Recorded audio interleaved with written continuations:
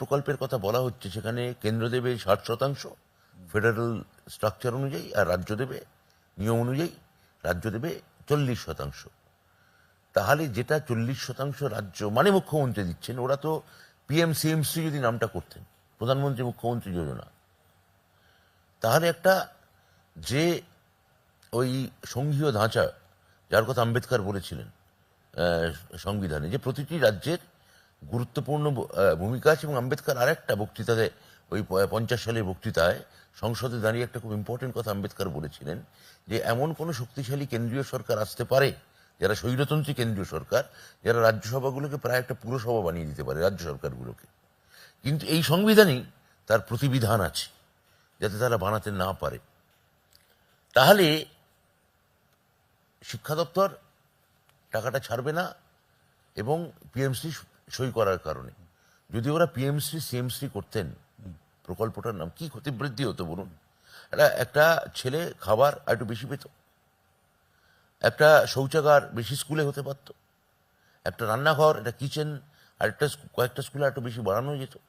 এবারে অন্য একটা প্রসঙ্গে আসি। সন্দেশখালীতে আপনি বুঝতেই পারছেন যে মহিলা ভোটকে টার্গেট করছে বিজেপি, এবং মহিলা ভোট রেখাকে প্রার্থী করেছে সন্দেশখালীতে। আপনার কি মনে হয় তৃণমূল তার নিজের মহিলা ভোটটা ধরে রাখতে পারবে, নাকি তার কোনো প্রভাব পড়বে? সন্দেশখালী একটা অঞ্চলে, যে অঞ্চলটা ইতিমধ্যেই আমাদের হারা। আমি সন্দেশখালী কোনোদিন যাইনি, বলতে পারবো না, কিন্তু আমার পার্টির নেতাদের সঙ্গে যারা ওখানে দায়িত্বপ্রাপ্ত আছেন, ওদের সঙ্গে কথা বলে ওনারা আমায় যা বলেছেন, যে ওদের কাছে যা রিপোর্ট, সেটা হচ্ছে সন্দেশখালী একটা অংশে যেখানে খুবই আন্দোলন জোরদার হয়েছে, সেখানে হয়তো আমাদের বিরুদ্ধে খুবই নেগেটিভ ভোট হবে, সেটা আমরা আটকাতে পারবো না।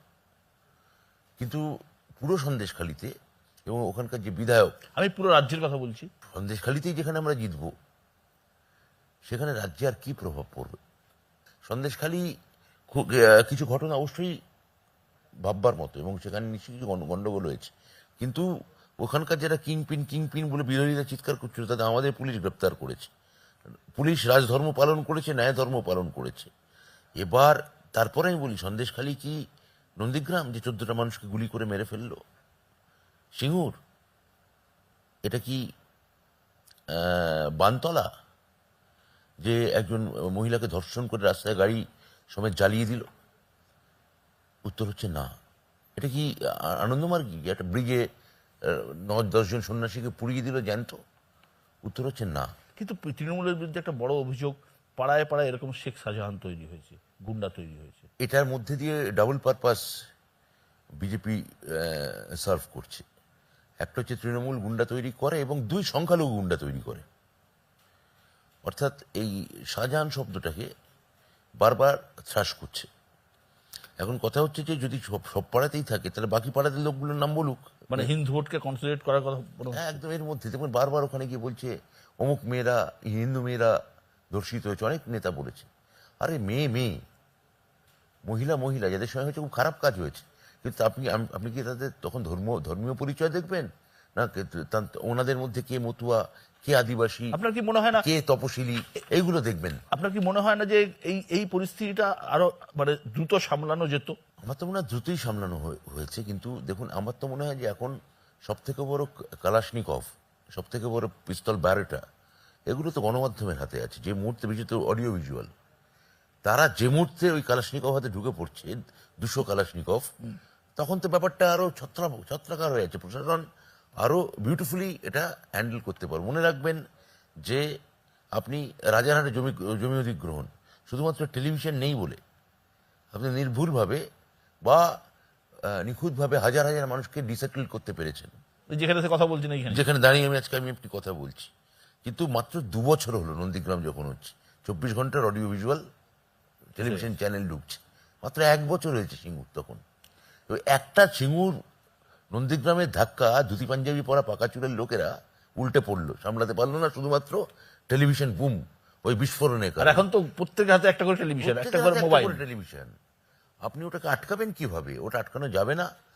প্রশাসন সব জায়গাতেই যদি মনে করে যে একমাত্র যদি না পুরো ওই কেন্দ্রীয় সরকারের মতো করে যদি গদি মিডিয়া যদি না বানিয়ে নিতে পারে, কোথাও আপনি মিডিয়া সমাজ মাধ্যম আরো বেশি সক্রিয়।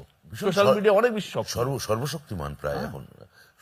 হ্যাঁ, এটাও আমি আমি মানছি যে বিকল্প যে পোর্টাল আছে তারাও ভীষণভাবে সক্রিয়। তো তাদেরও আপনি জানেন অধিকাংশই আমাদের বিরুদ্ধে কাজ করছে। বাংলা রাজনীতিতে এখন একটা নতুন বিতর্ক শুরু হয়েছে নবীন আর প্রবীণ নিয়ে। তো রাজনীতিতে আপনি কোন দিকে, নবীন না প্রবীণ? ঘরেও নহি পারেও নহি, যে জন আছে মাঝখানে। ঘরেও নহি পারেও নহি, যে জন আছে মাঝখানে। আমি তো মাঝখানে, আমি কোনো দিকে আমার নেত্রীর নাম মমতা বন্দ্যোপাধ্যায়। আমি তার দিকে তাকিয়ে তাকে না না, শ্রদ্ধা আমি করে বলিনি তো, হ্যাঁ। আমি কিছু বলিনি, জিজ্ঞেস না, করিনি কিন্তু। তাকে দল করতে এসেছি। আপনি কি বলছেন আপনিও জানেন। হ্যাঁ, আর আমার নেতার নাম অভিষেক বন্দ্যোপাধ্যায়, যিনি অত্যন্ত দক্ষভাবে সংগঠন সামলাচ্ছেন। তো আহ, এই নবীন প্রবীণের এটা যে না, আপনি দ্বন্দ্ব, নিজে কি মনে করেন? আমি মনে করি সারা পৃথিবীতে দলীয় স্ট্রাকচার, সেটা ফুটবল ক্লাব হোক বা রাজনৈতিক দল হোক, থিয়েটার দল হোক, সেটা একজন দুজনই চালায়। মানে জ্যোতিষ গুহ যখন আছেন তখন কম বয়সী পল্টু দাসও আছে, ধীরেন্দ্র যখন আছেন তখন হয়তো কম বয়সী অঞ্জন মিত্রও আছে। এই দুজনকেই দরকার। মানে কোচ আর ক্যাপ্টেন?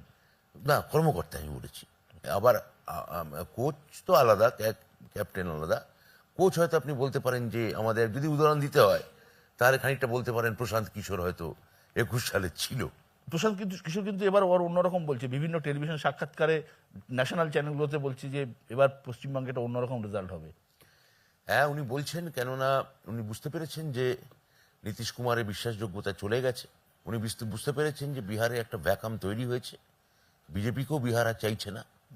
তাহলে যেটা প্ল্যাটফর্ম আছে, জনসুরাজ বলে যে প্ল্যাটফর্মটা আছে, সেটা কি তাহলে 25 সালে বিহারে ভোট আছে, রাজ্যের নির্বাচন।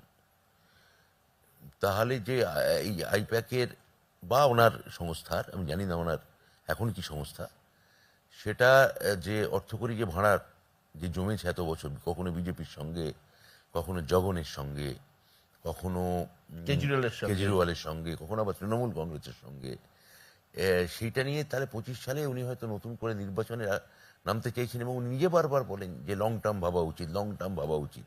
তাহলে উনি হয়তো 25-এ মুখ্যমন্ত্রীর কথা ভাবছেন বিজেপি সমর্থনে, ফলে বাংলার নির্বাচন অন্য কথা বলতে হচ্ছে। বিজেপিও পরে বুঝবে নিশ্চয়ই যে 29-এ হয়তো আরেকজন আমরা চিফ মিনিস্টার ক্যান্ডিডেট হয়তো বিহার থেকে কেউ হতে চাইছেন কিনা। হ্যাঁ, সেটা তখন বিজেপি বুঝবে। বিজেপি যদি এখন তোল্লাই দেয়, দিতেই পারে, ওর কথা যদি বিশ্বাস করে।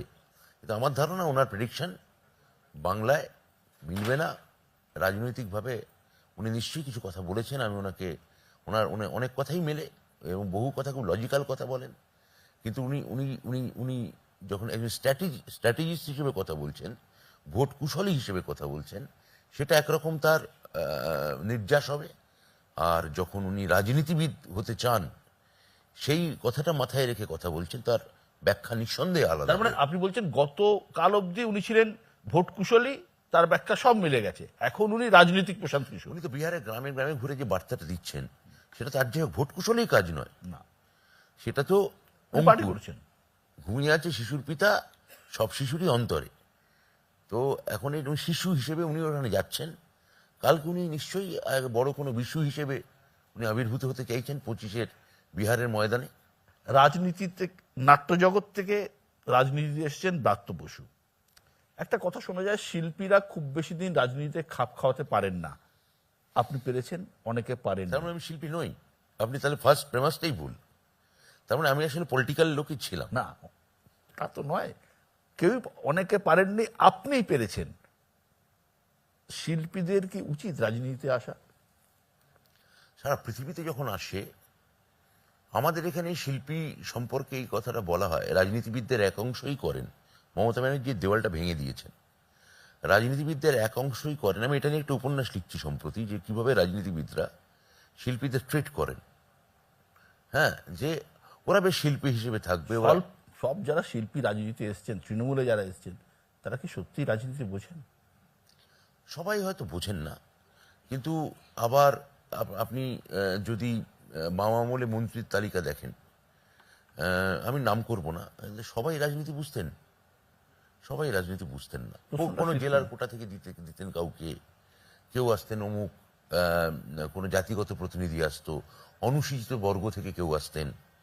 আমাদের সময় হয়। তো শিল্পীদের আপনাদের ধরতে হবে এরকম একটা অনুসূচিত বর্গ যেখান থেকে তারা আসছেন। আসলে আমার মনে হয় যে এটা শিল্পীদের কোনো সুযোগ না, এটা শিল্পীদের আসলে ক্রাইসিস, বিশেষত সিনেমার ক্ষেত্রে। কারণ এটা নিয়ে একটা আলাদা, আপনার সঙ্গে আমার আলাদা সোজা সাপটা যদি কখনো হয়, এটা নিয়ে আমি কথা বলতে পারি যে কি করে বিশ্বায়নের পর বাংলা ছবিতে পুঁজি ক্রমশ কমতে শুরু করে এবং পুঁজি কমার কারণে শিল্পীরা কি করে ক্রাইসিসে পড়ল এবং তারা তাদের জীবনযাপন যে জায়গায় নিয়ে গেলেন, নিয়ে যাওয়ারই কথা বিশ্বায়নের পরবর্তী ক্ষেত্রে। কেননা সমস্ত লাক্সুরিয়াস গুড, কনজিউমার গুড তখন হাতের মধ্যে আছে। ইএমআই আপনি ফ্ল্যাট কিনে ফেলছেন, অমুক গাড়ি কিনে তার মানে মানে শিল্পী তার কাজ নেই বলে রাজনীতিতে আসছেন এবং রাজনীতি বেস্ট। এটা সারা ভারতবর্ষে হয়েছে। আপনি অমিতাভ বচ্চনের ক্ষেত্রে এই কথা বলেননি কেন? আপনি কেন এটা রজনীকান্তের ক্ষেত্রে বলছেন না? আপনি কেন কমল হাসানের ক্ষেত্রে বা চিরঞ্জীবীর ক্ষেত্রে বলছেন না? তার কারণ আপনার মনের মধ্যে আছে কোথাও যে ওরা অন্য ভাষার রিজিওনাল ছবি করেন এবং সেখানে টাকার একটা লগ্নি আছে। ওরা কোথাও একটা কমপ্লেসেন্ট হিরো হিসেবে কমপ্লেসেন্ট, কোথাও এখন বয়স হয়ে গেছে, আসুন এবার একটু সমাজ সংস্কার করি, আসুন এবার একটু রাজনীতির নাম করি। ওদের বেলায় কিন্তু আপনি কিছু বলছেন না। না, আপনি তো বলছেন এটা ভালো প্রফেশন রাজনীতি। না, আমি তা বলছি না। আমি বলছি যে একটা ক্রাইসিস হয়েছে।